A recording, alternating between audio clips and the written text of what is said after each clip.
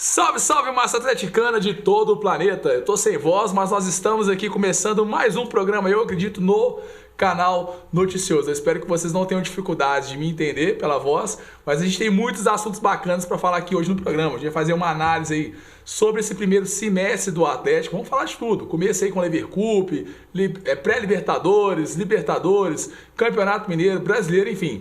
Vamos falar sobre tudo, vamos atualizar você sobre reforços e saídas e também vamos permear aí falando um pouco sobre o estádio atleticano e também sobre o caso Fred. Enfim, vários assuntos interessantes, mas é claro, como é de praxe, estou aqui mais uma vez acompanhado dos meus sábios comentaristas no plural, sábios, comentaristas Thiago de Araújo Henri, tá bom e que a gente o tá grande falando, né? Victor Vilaforte, meu parceiro. Boa tarde, tudo bom? O Vitor que era convidado aqui do canal da semana passada, mas já é a segunda vez que está vindo, já não é convidado mais. Já tô recebendo. Já é integrante, já espero que ele possa vir mais vezes, porque a gente sabe que a agenda dele é um pouquinho puxada, a dele não, de todo mundo, mas a dele um pouquinho mais, porque ele trabalha no horário normal das pessoas, né? A gente, eu e o Thiago, músicos, trabalhamos aí mais no horário noturno, né, Thiago?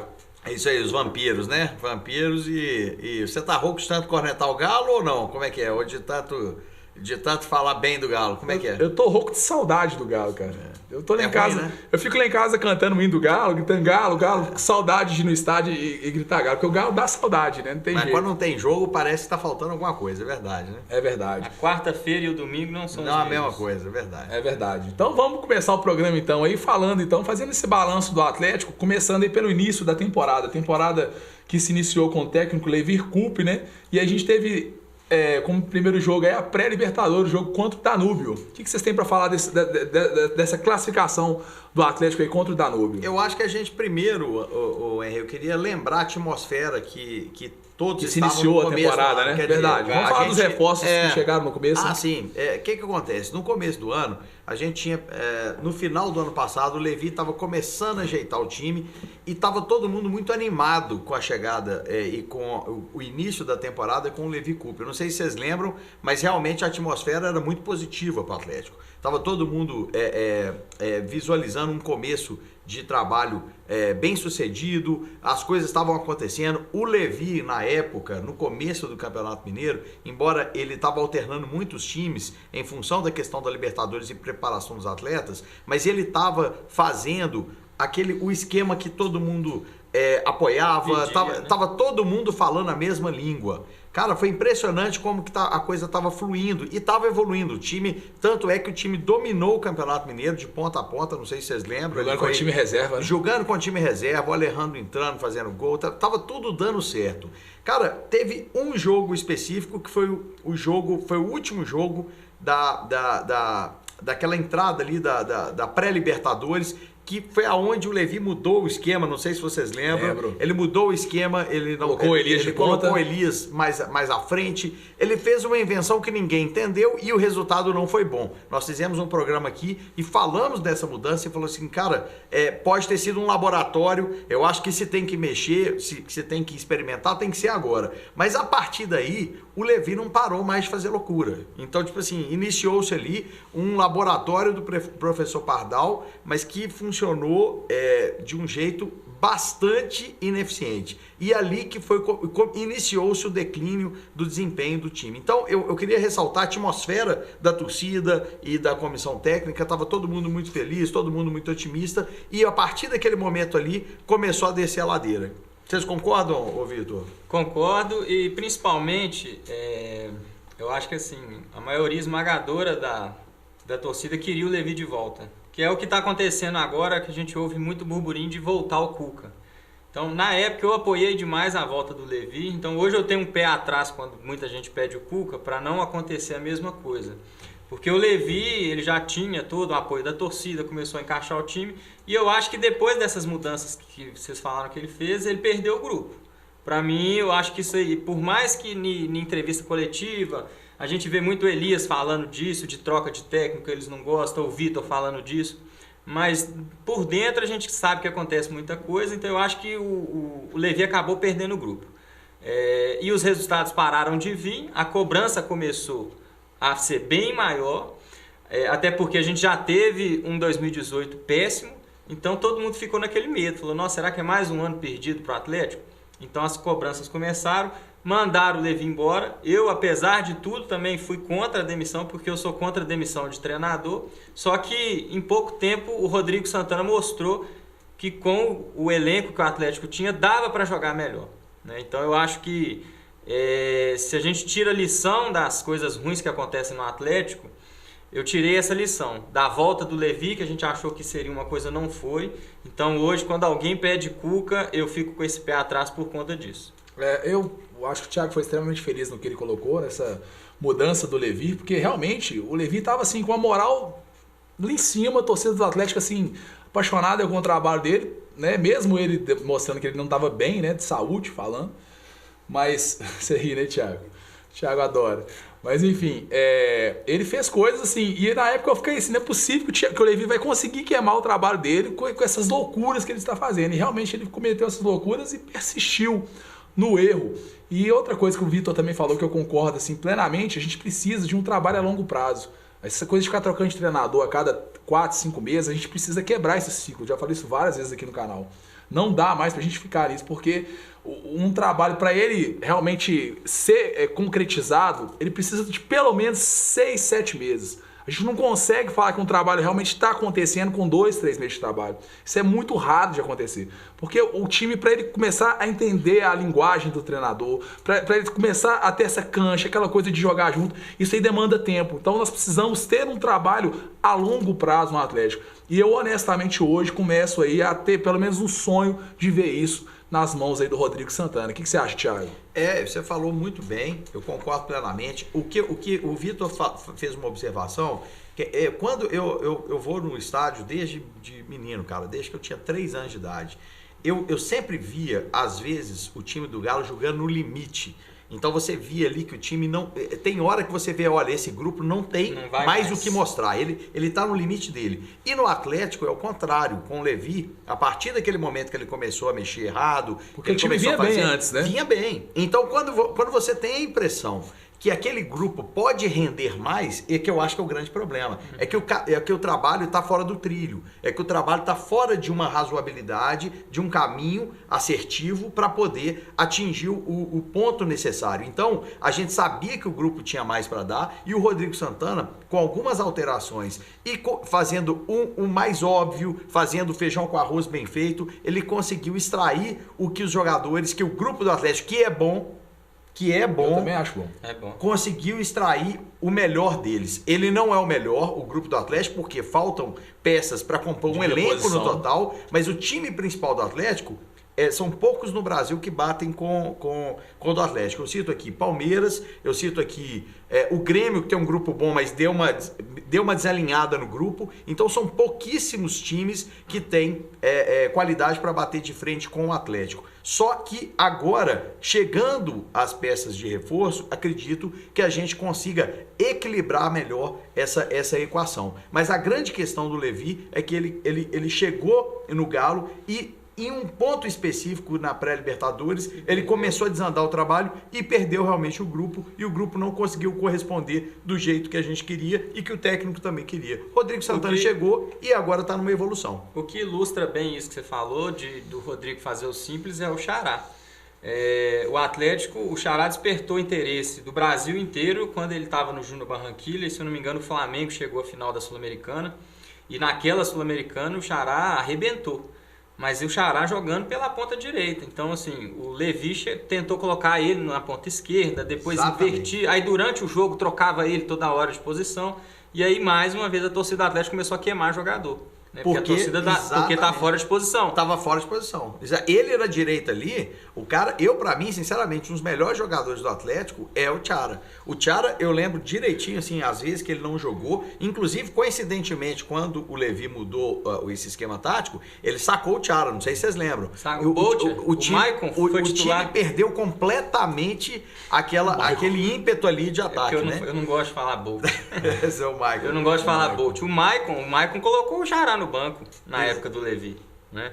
Então, você colocar o jogador na sua função e extrair o melhor dele ali, aí sim, e com o time organizado, aí sim você pode questionar o jogador.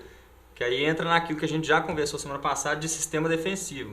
Antes de criticar um zagueiro, o nome do zagueiro, a gente tem que saber se o sistema defensivo do time num todo está funcionando, para aí sim você cobrar a peça individual. É certíssimo. E se o conjunto da defesa não estiver bom, o goleiro vai falhar, o lateral vai falhar, todos vão falhar. Então o importante é estar num caminho, é ter uma consistência no setor para a gente aí sim cobrar. E a gente hoje, tendo esse elenco do Atlético, hoje visualizando todo esse primeiro semestre, a gente já sabe, pelo menos eu sei, quem nós podemos cobrar o futebol. E a gente sabe também quem a gente não pode cobrar, porque não tem potencial para chegar no ponto que a gente gostaria. Então eu vou falar dos nomes. Por exemplo, Fábio Santos, que todo mundo crucificou o cara. Cara, tem muito futebol. Então a gente precisa entender até onde a cobrança é prejudicial ao nosso próprio time ou até onde o incentivo e a confiança em jogadores que podem oferecer o futebol vão estimular a nós extrairmos o melhor deles. O Fábio Santos, ele tá numa crescente. E não acho que é por causa da chegada do Lucas Hernandes, não. Eu acho que ele já vinha crescendo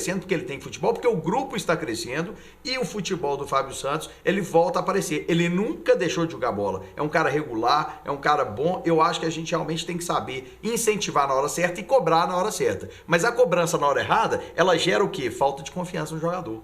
Ela gera falta de confiança no grupo. Você vaiar um jogador no jogo em campo, com 20 minutos de jogo, isso nós estamos só dando tiro no próprio pé. É lógico que a manifestação da torcida...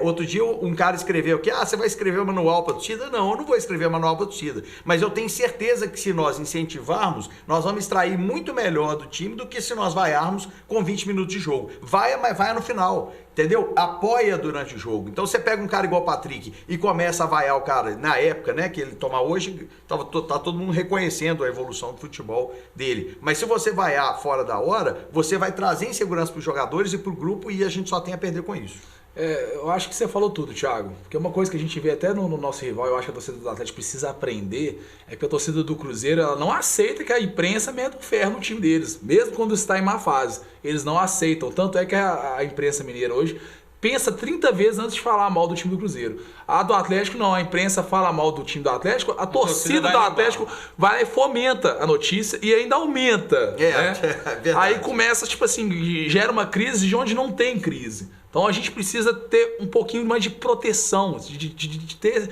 esse cuidado para falar do Atlético, porque tudo isso reflete dentro de campo e aí acaba que os títulos não chegam e aí a torcida começa a ficar mais insatisfeita. Então assim, é uma bola de neve sem fim. Então, e nenhum jogador presta. Nenhum jogador presta. A gente vê grandes jogadores no Atlético que acabam não rendendo. Então assim, vamos ter um pouquinho de cuidado com isso. E outra coisa que eu quero ressaltar aqui, desse começo do ano, falando até inclusive da diretoria. A diretoria, na minha opinião, começou o ano acertando muito, porque trouxe o Hever de volta, trouxe um grande zagueiro, trouxe o Igor Rabelo, que a gente estava sentindo falta de uma zaga mais consistente. Então assim, a diretoria investiu em setores que a gente precisava trazer jogadores. Agora é lógico, errou no Michael Bolt, né? Mas assim, a gente precisa ressaltar que com o pouco de dinheiro que tinha até então, investiu de forma correta. Os erros pelo menos na minha opinião. Os erros, principalmente contratação, os erros vão acontecer, né? A gente elogia, fala demais, o Malu foi o maior diretor que passou para o Atlético, mas ele errou, ele trouxe Emerson Conceição e mais uma cambada. Mas a gente precisa exaltar mais os acertos também. E trouxe também o Giovani, que tá jogando muita bola, hein? Vale ressaltar o Giovani. Ontem eu gravei lá na Web Rádio Galo o programa com o Beto Guerra e o Breno Galante. O Breno Galante estava falando que o Giovani, o Thiago, você que gosta muito do futebol dele, eu também gosto, mas o Giovani ele chegou com uma diferença de 40 centímetros de musculatura. De musculatura da perna direita para a esquerda. Então, assim, é legal a gente saber disso. 45 centímetros? 40 centímetros. De uma perna para outra? Olha pra você ver a diferença. Eu também não, ele falou, foi ou não foi que falou? Foi. Eu não sei se era 40 centímetros. Ele falou 40, falou 40 mas centímetros. Tinha uma diferença grande ali da parte da musculatura. Não, eu fiquei assustado, falei 40 centímetros é uma coisa absurda. E ele ainda não está no ponto físico ideal, né? Ele ainda não chegou no ponto físico. Agora eu queria ressaltar uma coisa com relação à torcida. Nós enquanto torcida do Atlético, eu sempre vi assim, a torcida do Cruzeiro, sem querer aqui desmerecer ninguém, mas a torcida do Cruzeiro sempre foi entusiasta. Assim, você pega vários torcedores que só vão na boa, Não, a torcida do Atlético é diferente, ela sempre foi diferente. Então, a gente não pode começar a ficar corneta sem sentido, sabe? Aquele corneta, ninguém presta, manda cortar a cabeça. Eu acho que a gente tem que cobrar, mas a gente tem que tomar muito cuidado para nós não depreciarmos e não desmerecermos o nosso próprio grupo, porque quem perde com isso somos nós. E a nossa diferença, a torcida do Atlético para a torcida do Cruzeiro, eu não preciso nem falar. O consumo das notícias, falar nisso, eu queria até agradecer a torcida do Atlético pela audiência que está tendo no programa. Quase 1.000 pessoas então, assistiram o nosso... Quase 15 mil assistiram o nosso último programa. Só crescendo. Essa que é a diferença da torcida do Atlético. A torcida do Atlético, ela vai atrás. Ela é apaixonada. Ela é apaixonada. Quando fala, esse aqui é atleticano doente. Não, meu filho, não tem atleticano doente, não. Todo atleticano, ele é saudável, ele tá atento ao time. É raro um atleticano que não liga para futebol. Então, o atleticano, a torcida atleticana é diferente. E só que a gente não pode aprender com outros a ficar cornetando sem sentido. Aquela corneta sem eira nem beira para justamente desmerecer o nosso time. Sim. A gente tem que cobrar, mas a gente também tem que saber incentivar para a gente poder extrair o melhor dos jogadores. O que eu falo, assim, falta muito para a torcida do Atlético hoje, mas nos últimos jogos está voltando. Vai no estádio, vive o jogo. Tipo assim, é um evento. Você tá indo ali assistir o jogo, apoiar o Atlético. Vive aquilo ali intensamente, sabe? Grita, xinga os juiz, apoia.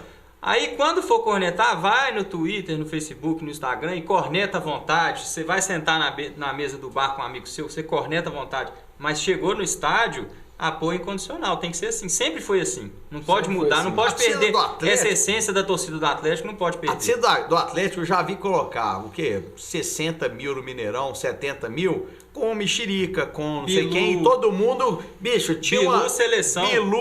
Tinha o Dinho, lateral direito, não sei se é da época de vocês, o cara chegava, cruzava, quem era Patrick, rapaz? Ele cruzava pra lua, era o cara, mas a galera torcia e gostava dele, teve um jogo contra o Cruzeiro que esse Dinho, lateral, fez 2 gols, esse cara virou ídolo na época, né? Então, assim, a torcida do Atlético sempre teve esse diferencial, não podemos perder isso, né?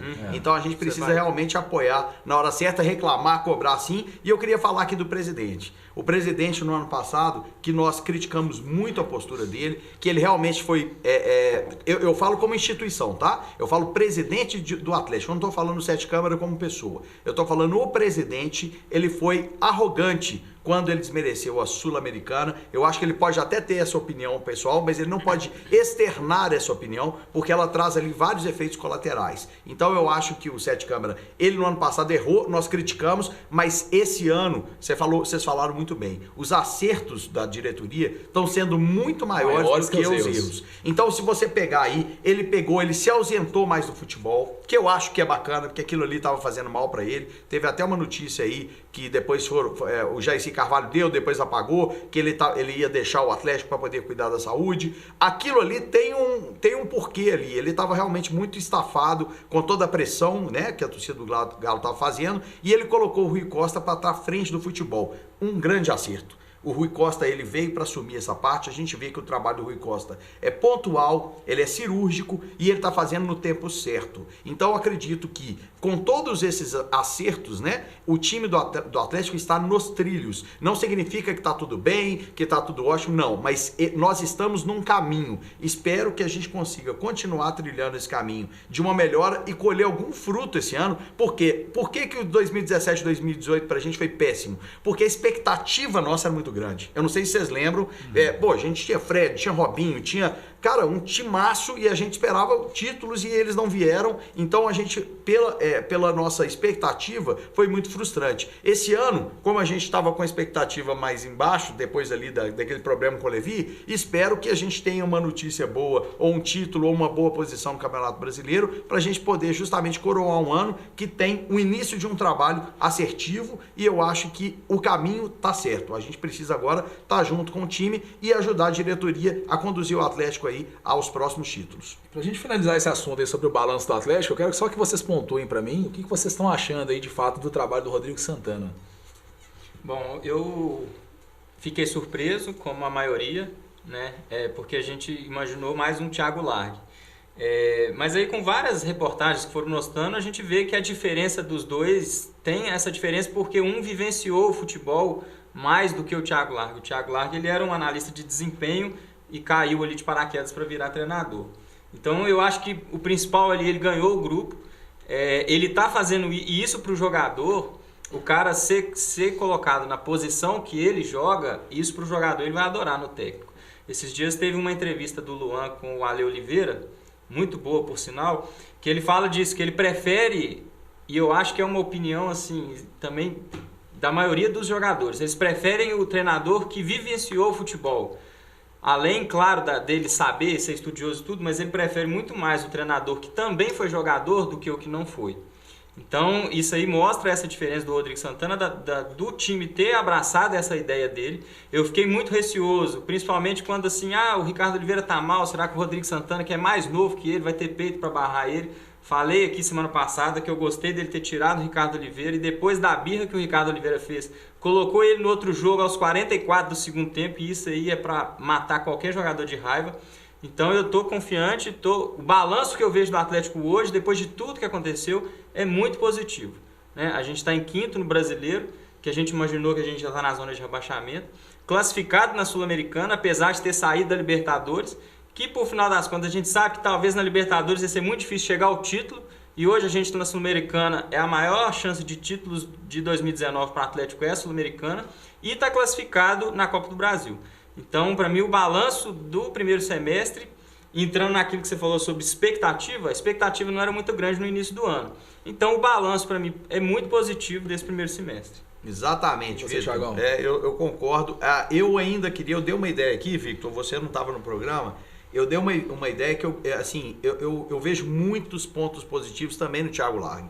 Eu acho que o Thiago Largue também tem muito a oferecer. É um cara estudioso, ele saiu do Galo, ele foi para a Europa estudar. É um cara aplicado. Eu gostaria muito de ver Thiago Largue junto com o Rodrigo Santana. Os dois juntos? Os dois juntos. Eu acho que era uma iniciativa inédita, quer dizer, eu acho que mais próximo do que isso foi o Tite com o Carvalho, né? O Carille. O Carille no Corinthians, eles fizeram uma dobradinha, o Carille arrumou muito a parte defensiva do Corinthians. Eu queria muito ver uma atuação, a gente deu até no programa, né, essa sugestão, mas hoje o Rodrigo Santana, ele coloca as peças certas, nos lugares certos. Claro que tem ali uma margem para discussão, mas dentro de uma razão, dentro de uma proximidade.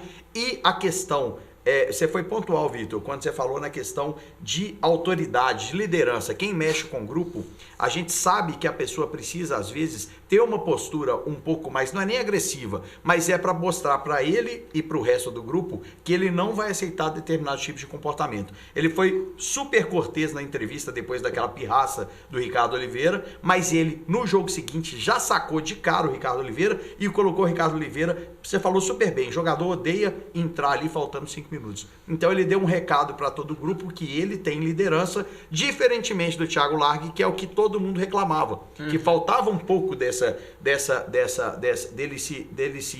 se postar como um líder dentro do grupo. Parece que o Rodrigo Santana tem essa inteligência e tem esse domínio do grupo. Então isso é um ponto positivo. Estou muito satisfeito com o trabalho do Rodrigo Santana. É um técnico barato e é um técnico que tem muito potencial para poder crescer juntamente com o time do Atlético. Eu até ontem, né? Eu até gravei ontem na Web Rádio Galo, dando a minha opinião que talvez se o Atlético conseguisse um grande treinador, ele talvez poderia trazer. Mas em conversa ontem com o Beto Guerra e com o Breno Galante, eu acabei mudando de ideia. Por quê? O Breno Galante que vivencia, né, o trabalho do Rodrigo Santana lá nos bastidores, a gente não tá lá, mas ele começou a me falar ontem sobre o Rodrigo Santana e eu já juntei o que ele falou com o que eu já pensava antes, como por exemplo, o Rodrigo Santana, quando ele vai explicar uma mudança tática, ele explica com extrema coerência o que ele está falando.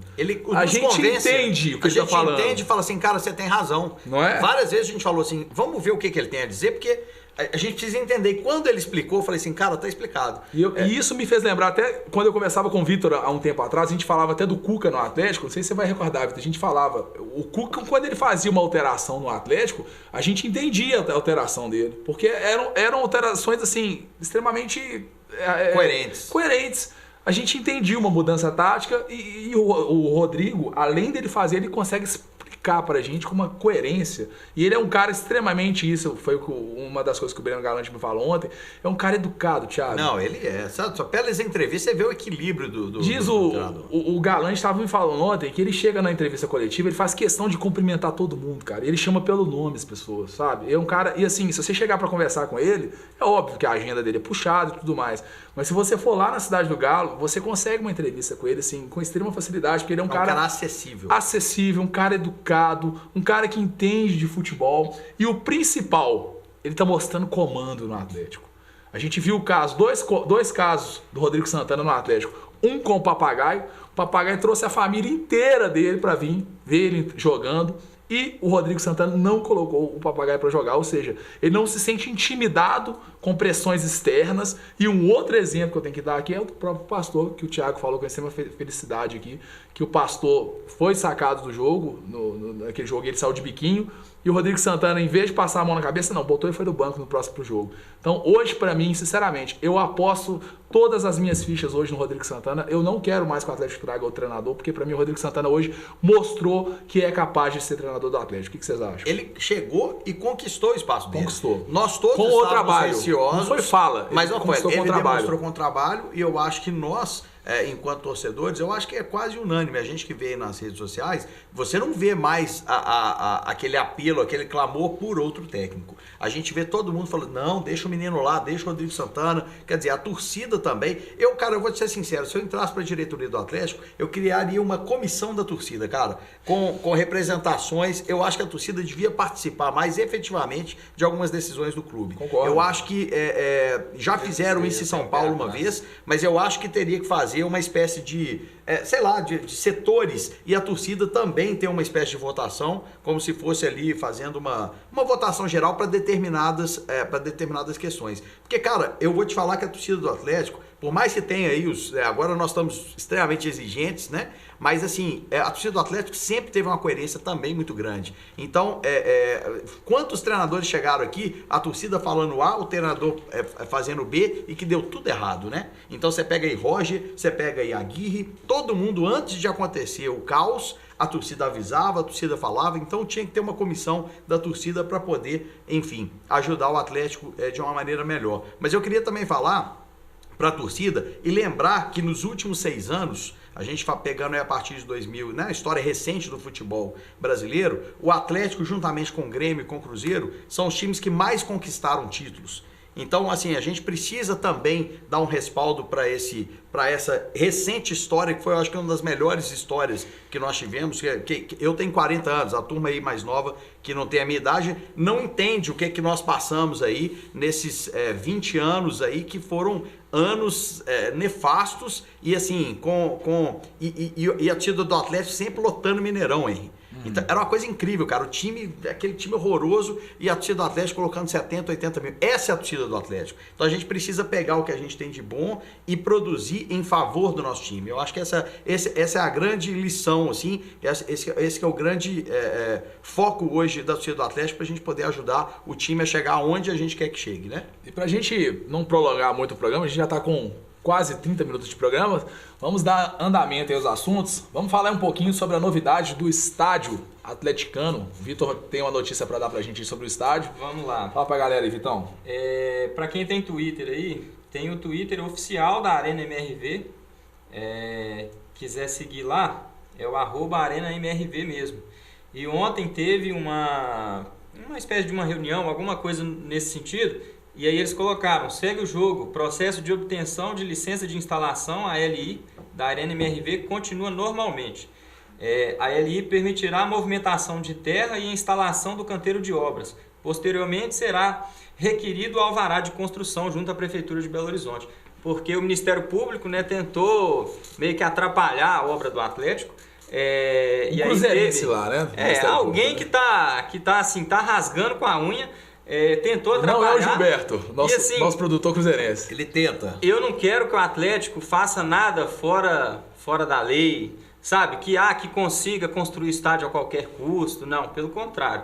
Eu acho que tem que construir tudo dentro da lei e tudo. Só que assim, é um absurdo, ainda mais em Minas Gerais, a gente vendo todo esse problema que está tendo aí com a Vale, com barragem, e aí o Ministério Público vem aqui para tentar atrapalhar uma obra que vai gerar assim, milhares de empregos, vai movimentar demais aquela região ali do Camargos, né? Então já foi barrado, vai continuar, vai começar. Então para o atleticano que acha que às vezes sai notícia de estádio só quando o Atlético começa a perder, isso aí é mais enrolação, não. Pode acreditar que o estádio vai sair e o dia que inaugurar esse estádio, o Atlético muda de patamar a nível nacional. Eu acho que essa questão do estádio, hoje em dia, antigamente, cara, a gente tinha a questão da corrupção e o jeitinho brasileiro inerente em tudo que se fazia. Hoje em dia não tem mais espaço para isso. A cultura, nesse sentido, começou a mudar. Eu acho que as pessoas que estão à frente do estádio do Atlético, elas não são simplesmente, são atleticanos. Não é isso. Ali é um grande negócio, ali envolve transporte urbano, envolve empregos, envolve geração de empregos, então movimenta a economia do setor. E eu também acho que é normal órgãos como o Ministério Público, eles estão na função deles. Eles vão chegar, eles vão cobrar, tá tudo certo. Eu acho que quem não deve, não teme. Quando você tem tudo lá muito bem documentado, que é o caso dessa obra, eu vi várias entrevistas com os responsáveis, né, pela obra, eles falando de todo o estudo que foi feito, de como está sendo elaborado todo esse projeto. Então, assim, eu fiquei bem satisfeito e seguro com relação a essa questão. Eu acho que com relação à fiscalização, isso é muito presente em todas as grandes obras. O que a gente precisa fazer é realmente manter uma retidão no sentido de ser uma coisa extremamente correta. Nós chegamos até a colocar o Calil na prefeitura para poder ajudar nesse trâmite, né, para poder dar prosseguimento, né, ao Estádio do Galo. Brincadeira, claro que não é por isso, mas eu acho que o Ministério Público ele está no papel dele e o Atlético, munido de toda a documentação, não vai ter nada a temer. Eu acho que o estádio vai desenvolver de uma forma bem tranquila e nós teremos, claro, dificuldades, que é uma obra gigantesca, gente. É uma obra que vai ficar aí marcado por longa data, né? Um longo período. Então, realmente, a gente vai conseguir caminhar de uma forma regular nesse sentido. Espero que daqui a uns 2, 3 anos a gente possa estar indo no nosso estádio, né, cara? Finalmente, né? Nossa casa. É a nossa casa, porque realmente é horrível. Eu, por exemplo, eu não gosto de ir ao Independência. Eu particularmente não gosto. Eu acho um estádio, claro, ele tem um valor dele, enfim, mas eu acho que ele é um estádio pequeno para o torcedor do Atlético, é um estádio desconfortável para a gente ir, é ruim de parar, não é um lugar propício para uma torcida do tamanho e da qualidade que é a torcida do Atlético. E aproveitando, né, o estádio aí, é claro que eu vou mudar de fato o patamar do Atlético. Vamos falar de mais uma notícia boa, Thiagão. O caso Fred aí, teve alguma relevância, teve alguma, como que fala? Teve uma atualização. Teve isso. Uma atualização aqui, na verdade, é sabido aí pelos meios de imprensa que aqui o Lázaro Cândido, no Twitter dele, colocou. Lázaro Cândido Cunha. Tá. A CNRD acaba de negar os embargos declaratórios do jogador e seu atual clube, mantida assim a multa e suas atualizações pela Câmara Arbitral. O que significa isso? Significa que a partir de agora a gente tem mais uma instância sim, mas o Cruzeiro tinha 21 dias para recorrer. Hoje nós estamos hoje é dia 18, não é isso? Isso.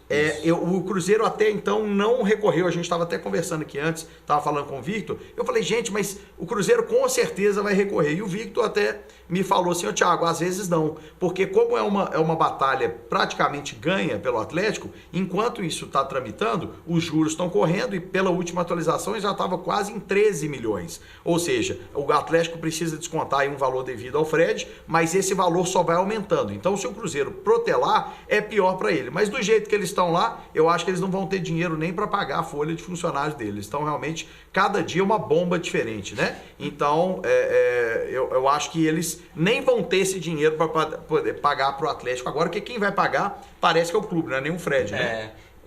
Eu até falei, se o negócio foi bom para o Cruzeiro, eu não sou capaz de opinar, o cruzeirense tem que falar se o Fred foi bom, mas para o Atlético está sendo assim, maravilhoso. Você tá doido, foi a melhor negociação que o Atlético fez, velho. Foi o gol mais caro que eles fizeram, você lembra, no ano passado ele fez um gol e pagou milhões de salário, e enfim. Mas deixa ele pra lá, né? Isso é página virada. Tava até sondando o Fluminense outro dia aí, né? Eu ia falar isso agora, né? O Cruzeirense tá feliz com o Fred, né? Que foi lá, arrancou dinheiro do Cruzeiro e tá querendo ir pro Fluminense, né? Vai deixar ele na mão, já mudou a presidência do Fluminense, aí já vai dando uma ciscadinha lá, né? Tá tudo bem. Quem faz isso uma vez, faz sempre, gente. Pode ficar tranquilo. Isso aí não é um problema. Eu não gosto do Fred, não é à toa, né? Bom, e aí falando, já que vocês falaram do Fred talvez no Fluminense, vamos entrar então no mercado da bola atleticano.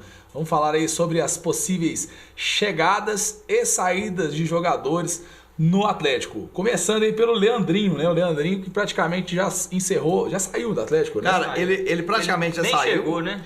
Nem chegou e pouca gente sabe que o salário dele era altíssimo. Eles não divulgam o salário, isso que nós estamos falando aqui não é uma coisa confirmada. Gerava em torno de 200 mil. 250 mil o salário do Leandrinho. Pra que eu não sei. Realmente não fez nada no Atlético, ele veio pra cá. Ele é do realmente... Alexandre Galo que trouxe ele, né? Alexandre Tadeu, né? Alexandre Tadeu que trouxe ele. Pois é. Alexandre Tadeu, vamos tirar o Galo, né? Porque, pelo amor de Deus. E aí outros jogadores também que estão que possivelmente não vão ficar no Atlético. O primeiro é o Natan, que não vai ter o seu contrato renovado. E um outro jogador também que talvez vai sair do Atlético agora é o Hulk, lateral esquerdo. Provavelmente vai ser emprestado, principalmente com a chegada aí do estrangeiro, né?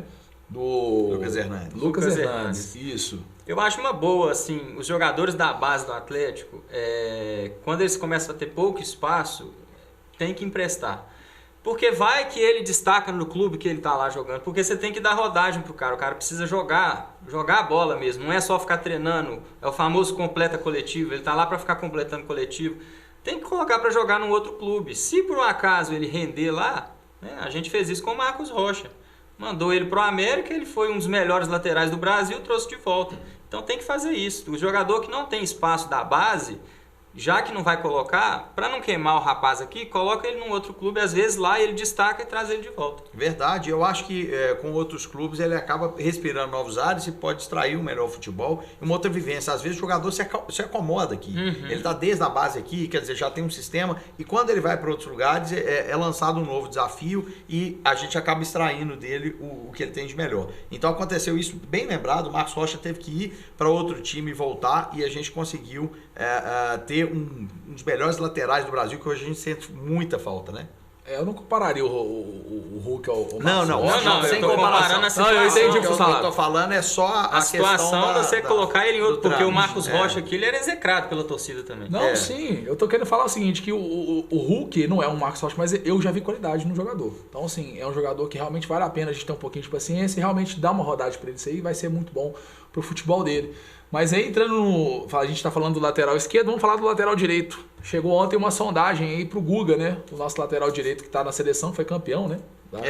Jogou pouco, mas foi campeão, né? Ele era banco pro Emerson, que também era jogador do Atlético. Sim, sim. A gente sabe que, na verdade, todo jogador que vai para a seleção, seja ela principal, seja ela sub, o mundo inteiro tá de olho ali. Então é uma grande vitrine. O Guga ainda não mostrou que veio no Atlético, a verdade é essa. Ele realmente veio. Eu vejo muito mais o Guga como um ponta do que um lateral. Eu não vejo ele como lateral de ofício, porque... defensivamente falando. Defensivamente falando, ele realmente chega próximo a ineficiência. Assim. Não, eu discordo, sabe por quê? Porque ele é muito novo.